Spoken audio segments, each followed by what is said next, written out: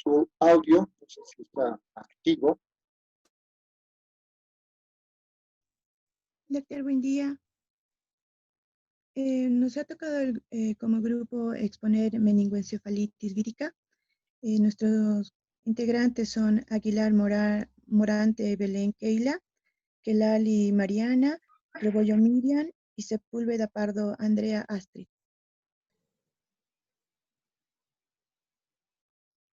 Como introducción podemos decir que la encefalitis puede causar una gran cantidad de agentes patógenos, en su mayoría virus.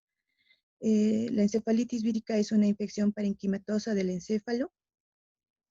Un número importante de virus, dependiendo de su tropismo, tiene la habilidad de penetrar al sistema nervioso central y causar infección, dando lugar en ocasiones a sintomatología leve y en otras una disminución neurológica grave que puede causar la muerte.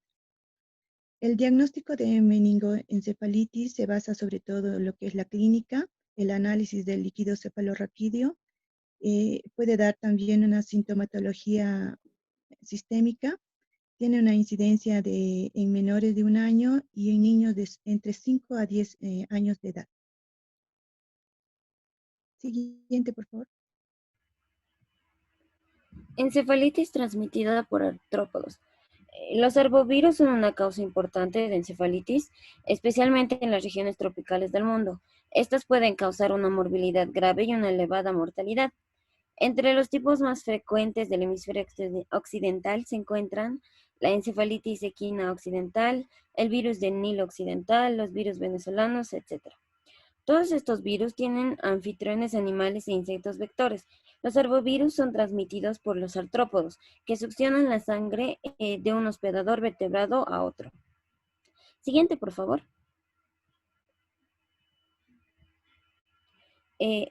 Clínica. El periodo de incubación de la encefalitis se presenta entre 4 y 21 días.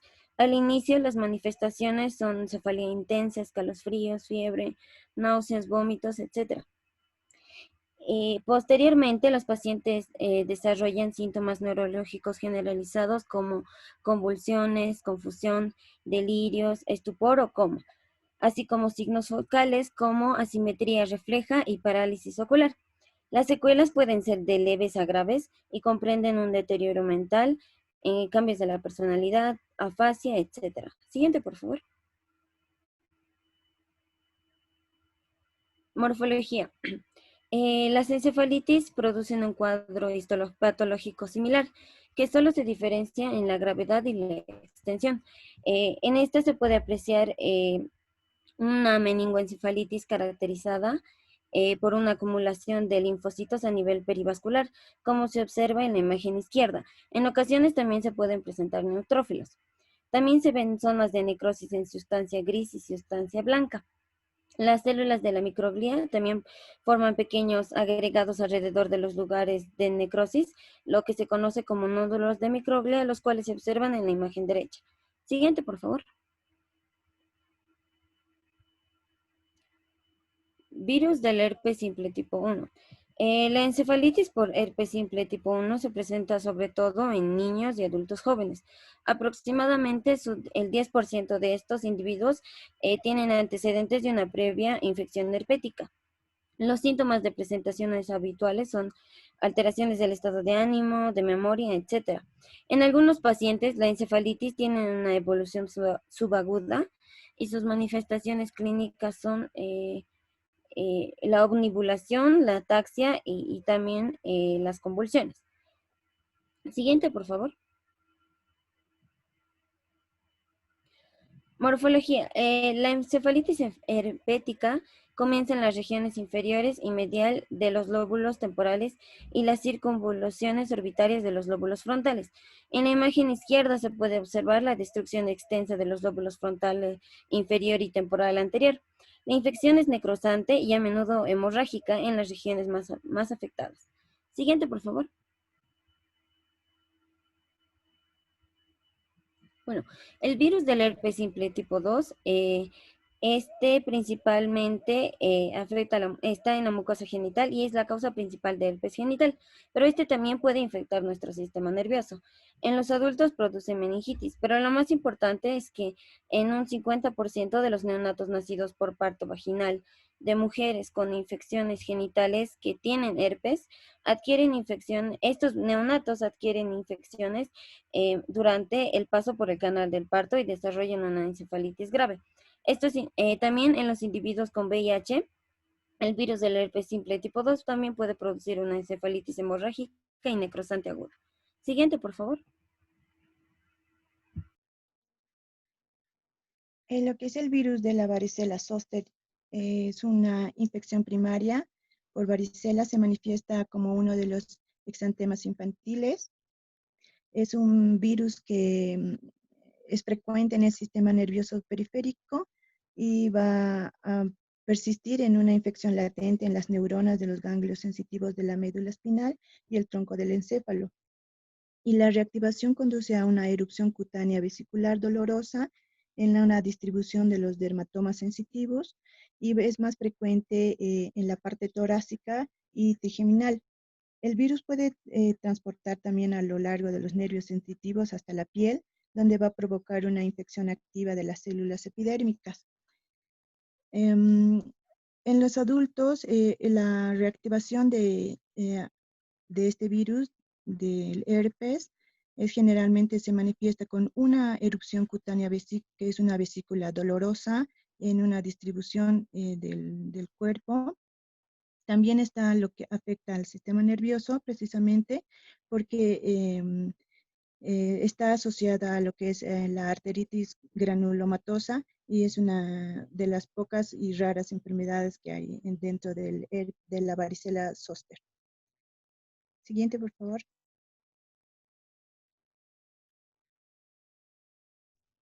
Bueno, voy a continuar con el citomegalovirus. El citomegalovirus va a infectar al sistema nervioso en los fetos y en las personas inmunodeprimidas. La infección intrauterina va a causar una necrosis periventricular que va a producir una destrucción importante del cerebro que también puede ser seguida de una microcefalia y una calcificación periventricular. El citomegalovirus va a ser un virus oportunista en pacientes con SIDA, donde este va a afectar al sistema nervioso central.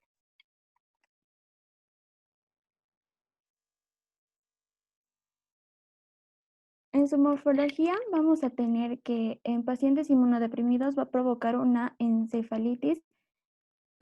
Se va a localizar en regiones subependimarias paraventriculares del cerebro, que va a causar una ventriculoencefalitis necrosante hemorrágica aguda y una plexitis coroidea. También va a ocasionar una radioculoneuritis dolorosa. También puede infectar cualquier célula del sistema nervioso central, como puede ser las neuronas, la glia y el endotelio.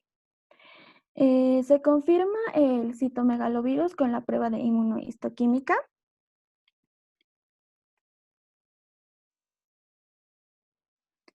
En la poliomielitis vamos a tener que esta va a ser importante en los pacientes no vacunados porque va a causar una gastroenteritis subclínica o leve. Este virus va a invadir secundariamente al sistema nervioso. En su morfología vamos a tener que los casos agudos van a presentar, que van a estar presentes honguitos perivasculares en células mononucleares y neuronofagia del asta anterior de la médula espinal. También vamos a tener que el ARN del poliovirus está presente en las motoneuronas del asta anterior y también puede infectar a los núcleos de los pares craneales.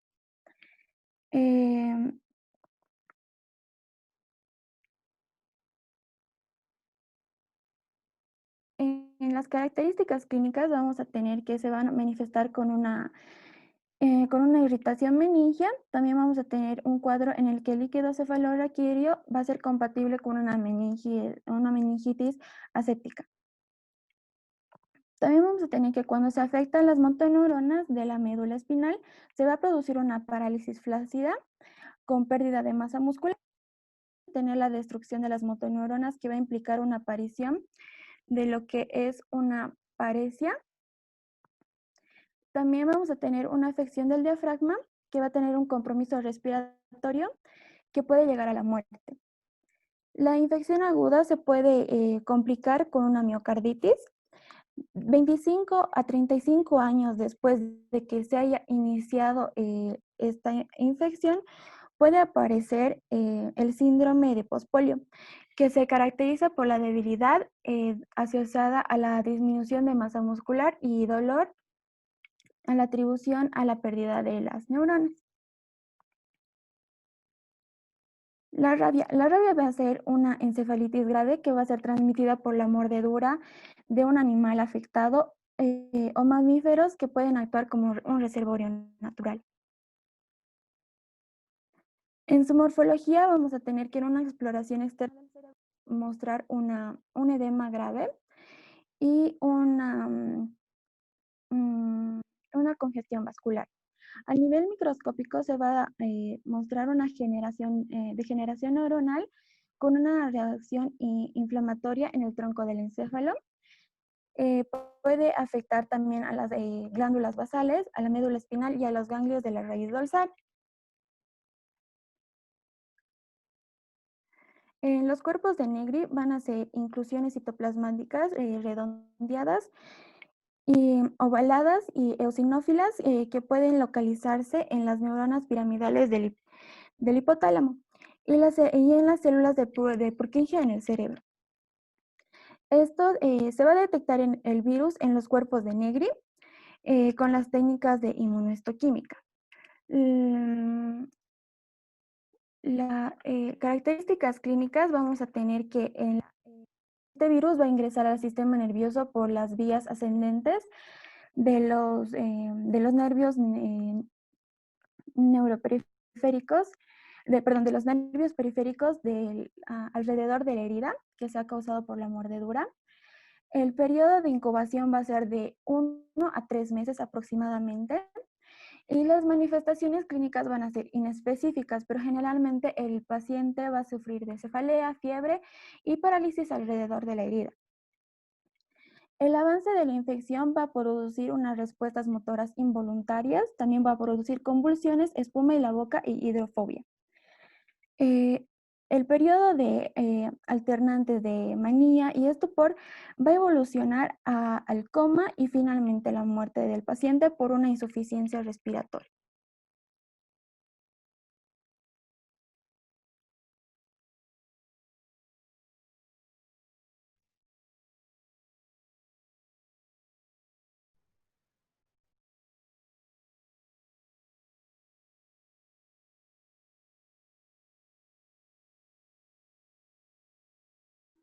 Creo que su audio no está activado, Mariana.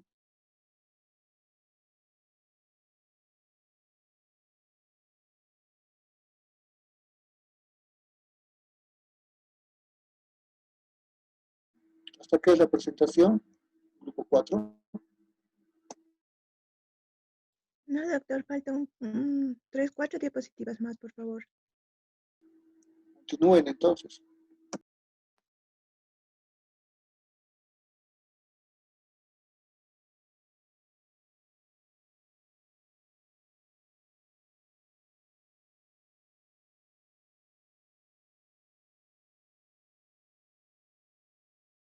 Mariana, creo que tu micrófono está mal.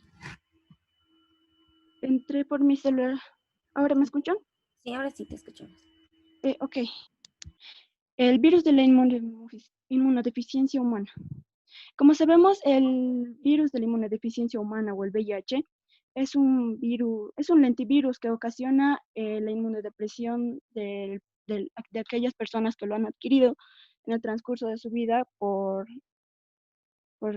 más que todo por contagio sexual, principalmente como ya conocemos. También hay otras formas de contagio que pueden ser accidentales por transfusión sanguínea y demás.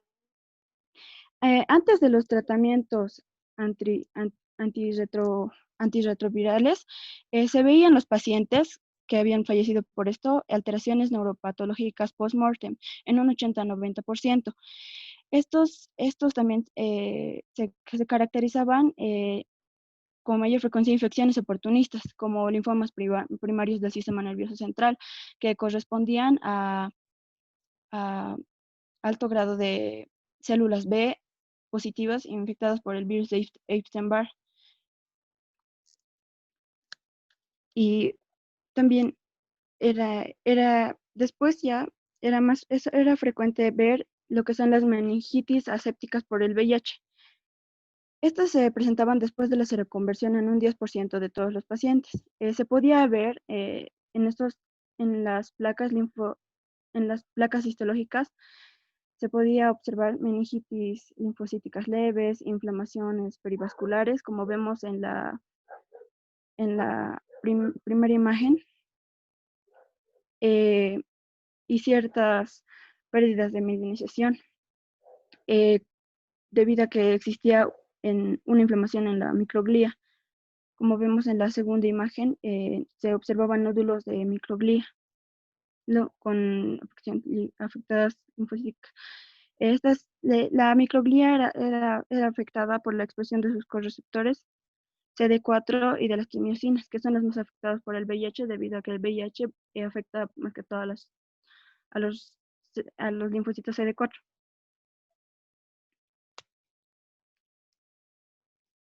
Estas pueden provocar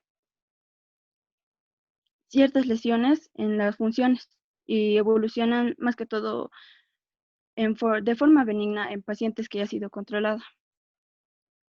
Pero en varios de los demás pacientes se mantiene hasta de por vida. Siguiente, por favor.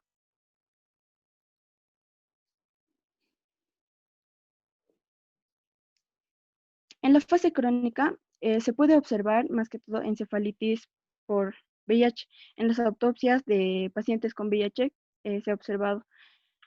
En el corte histológico se puede observar nodulaciones de microglía y también en otros se puede observar células gigantes multinucleadas, que son propias de granulomas, productos de procesos infecciosos, que pueden ser por defectos en la división o fusión de macrófagos de estos.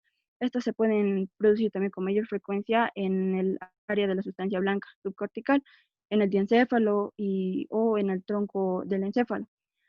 Se ha visto también que una vez que se ha proporcionado un tratamiento eficaz a los pacientes, estos pueden, pues, después de haber aplicado los retrovirales de forma correcta y demás, se puede observar que se ocasiona un síndrome inflamatorio por la reconstitución inmune, o en sus siglas SIRI, que esto es provocada por una inflamación con presencia de linfocitos CD8, que afectan más que todo a la microglía, ya que la microglía cuenta con receptores CD4 y con receptores de citocinas.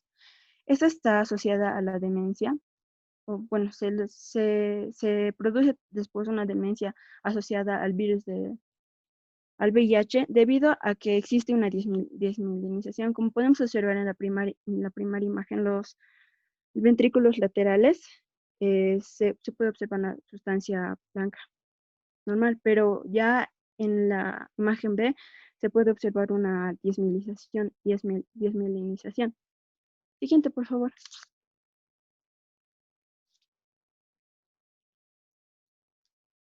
Ok, la leucoencefalopatía multifocal progresiva, LMP en sus siglas, o LEMP también se la puede encontrar.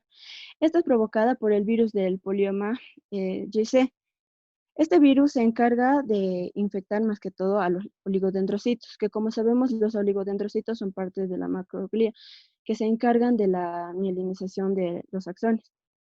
Al ser infectados, estos sufren una eliminación, por así decirlo. Son fagocitados y ocurre una desmielinización en los tejidos, lo que provoca pérdida de la sustancia blanca.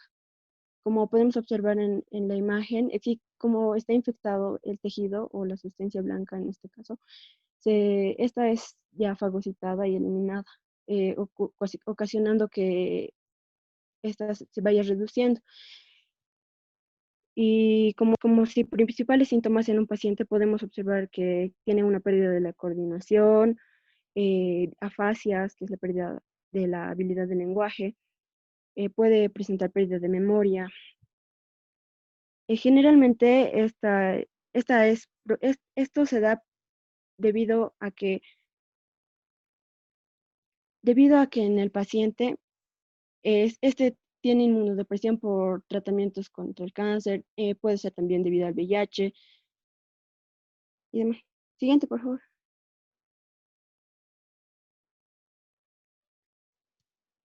Panencefalitis esclerosante subaguda, o en sus siglas PES, es un síndrome clínico progresivo poco frecuente. Este se caracteriza o se puede observar por el deterioro cognitivo, espasticidad de miembros inferiores más que todo y convulsiones. Esta se da más que todo en la población infantil o por adultos jóvenes. Es provocada por una infección aguda inicial en una edad temprana del virus de sarampión.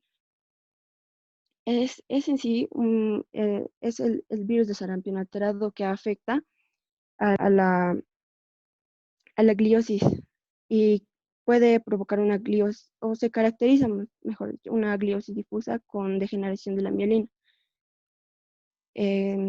Esta en los últimos años se ha visto con menor frecuencia debido a la implementación de la vacunación contra el sarampión en todo el mundo. Y en nuestro país, como conocemos la vacuna de SRP. Siguiente, por favor.